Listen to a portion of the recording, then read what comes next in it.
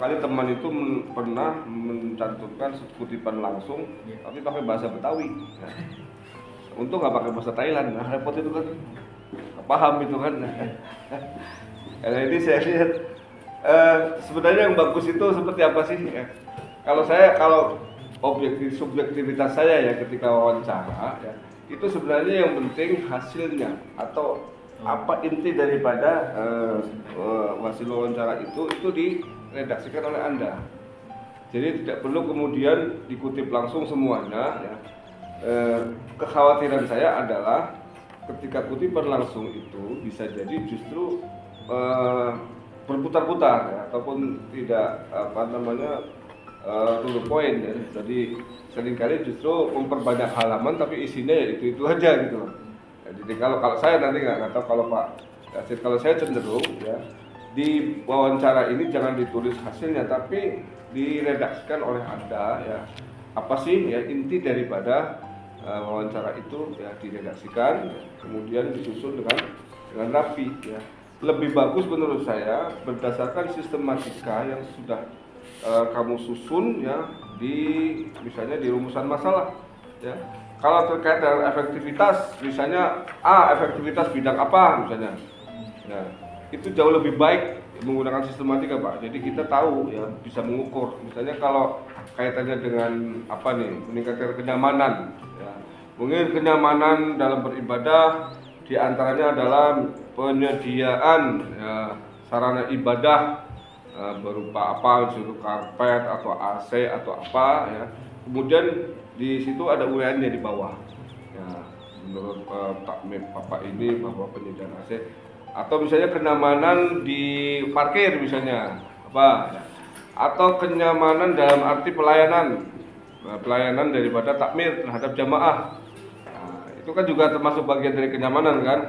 Mungkin kenyamanan juga dalam kajian-kajian misalnya bagi ustadznya ada nggak tempat-tempat ini.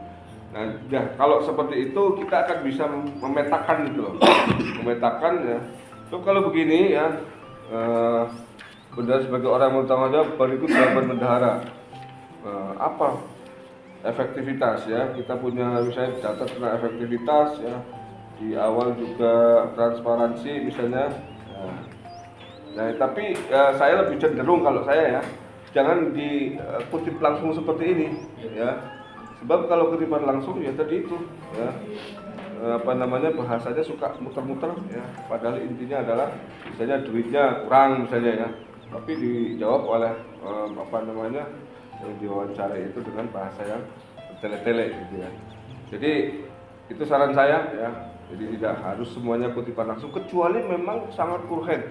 Biasanya kutipan langsung ya itu argumentasinya. Kenapa ada kutipan langsung? Karena memang ketika dinarasikan dengan redaksi kita bisa saja kemungkinan kehilangan aspek-aspek yang dibutuhkan. Kita nggak tahu mungkin identifikasi apa misalnya orisinilitas. Kalau misalnya itu riwayat Nabi misalnya ya, atau riwayat sahabat yang di situ ada kealpaan udah dicoret kayak proklamasi itu kan ada coretannya tuh. Ya kenapa sampai sekarang masih dipertahankan? Itu untuk menunjukkan orisinilitas misalnya.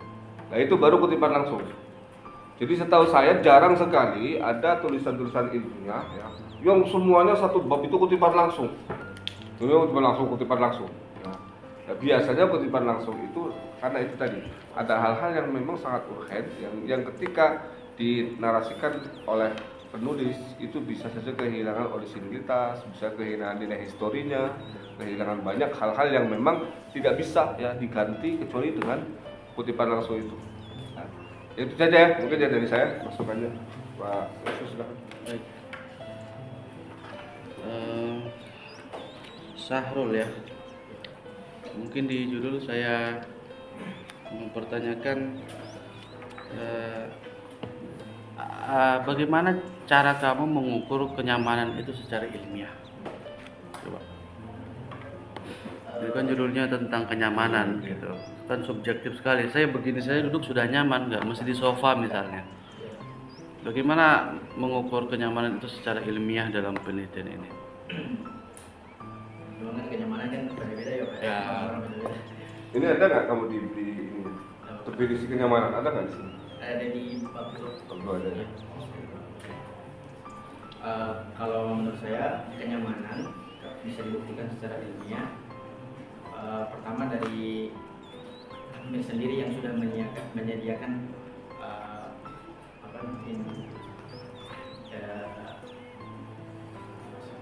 menyediakan fasilitas yang nyaman dulu, Pak. Iya, kalau saya cenderung lebih kepada jangan kenyamanan, tapi lebih kepada sarana dan prasarana, kualitas fasilitas, begitu. Bukan kepada kenyamanan, sangat abstrak sekali, gitu. Bagaimana kemudian strategi ini meningkatkan pada kualitas sarana dan prasarana, segala macam lah, masjid apa gitu di perkotaan gitu. Itu kemudian bisa dipertimbangkan gitu, karena kalau memakai kata terminologi kenyamanan itu sangat abstrak sekali gitu. Nah itu diganti Pak kemarin itu, diganti kenyamanan. Saya nggak pakai kenyamanan awal. Terus Diganti sama kenyamanan, katanya kurang ini jadi tambah lagi. Tadinya apa? Tadinya? Tadinya pokoknya nggak ada kenyamanan. Jadi kata kenyamanan diganti urusan tambahin kenyamanan. Iya, sebenarnya bisa saja, tapi tadi ditanyakan Pak Yasir, argumentasinya secara ilmiah. Jadi definisi epistemologisnya itu apa? Nyaman itu. Kayak saya lihat nggak ada di sini memang. Yang ada adalah tadi Anda bicara tentang misalnya di situ ada kualitas layanan, ada kenyamanan, tapi tidak ada definisinya ya Pak. nggak ada gitu. Nah, itu maksudnya kenyamanan fasilitas ibadah. Itu definisinya nggak ada. Itu fasilitas ibadah. Iya, fasilitasnya yang ada. Gitu. Iya, kenyamanannya nggak ada. Kalau Anda berhasil mendefinisikan dan mengukur dengan parameter yang ilmiah, kita sepakat. Bisa nggak? Kalau bisa silakan. Nggak perlu diganti. Kalau nggak bisa ya saran Pak Yasir saja. Ya. Ya. Ya. Kemudian kita ke landasan teori. Teori apa yang digunakan Sahrul dalam pembahasan ini semua? Harus dibedakan antara teori dengan subjek penelitian, gitu. Ya, kayak misalnya tadi di bab 2 kan dijelaskan mengenai, nanti ada lagi tuh yang lain-lain. Di dalam teori dijelaskan masjid, dalam teori dijelaskan pesantren. Nah, itu bukan teori. Itu. Nah, ini kan di bab 2 ini selain kemudian perlu ditambahkan teori tentang strategi ya, ada fundraising, juga kan berkaitan dengan jemaah ya. Ditambahkan kemudian teori partisipasi jemaah gitu. Dan juga ada kemudian teori pelayanan publik, itu perlu kita melihat bagaimana masjid ini melayani apa dibandingkan dengan menjelaskan fasilitas ibadah tadi gitu. Kemudian kita ke konsep apa? Kerangka konseptual gitu. Coba jelaskan alurnya seperti apa ini. Satu. Halaman 34.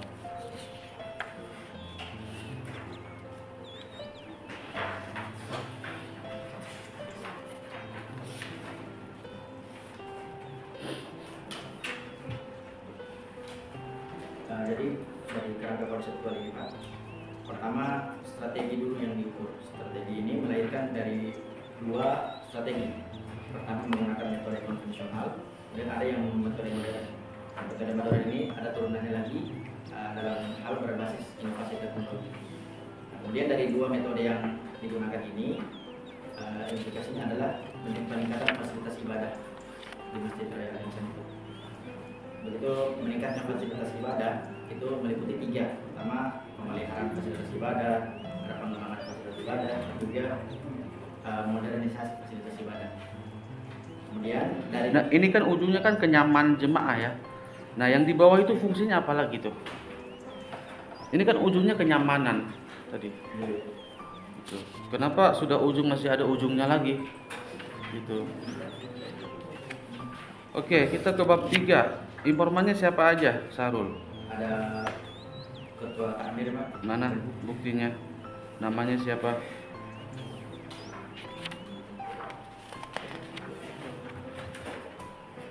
hanya menjelaskan ketua takmir saja, Iya. anonim. Ya, Waktu saya tulis Pak dari dosen disuruh hapus. Sama kan. Itu nggak usah pakai itu. ya harus ada. Ya. Jadi total berapa informan? 4. Iya. Tokoh masyarakatnya satu aja. Saya satu masyarakat, satu jemaah santrinya. Berarti total berapa semua informan? 4. Dijelaskan dengan nama. Ya.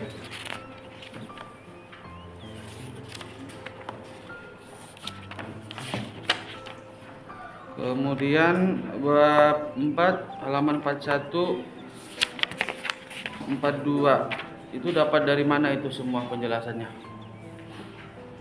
Oh ini ada profil masjidnya Pak? Ya, dari mana profilnya itu? Dari masjidnya. Iya dari masjid, dari website, Oh, dari buku, Pak. buku, Dari buku. nah dicantumin, Oh, gitu. Ya, semua dari masjid. Nah, oke. Kemudian karena tadi ada Anda menjawab sesuatu yang tidak dipertanyakan, ada tadi. Padahal kan rumusan masalah cuma 3 ya. Cuma 3.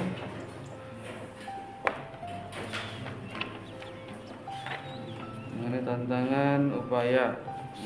Nah, efektivitas nih dari mana asal usulnya nih, Sarul, halaman 55.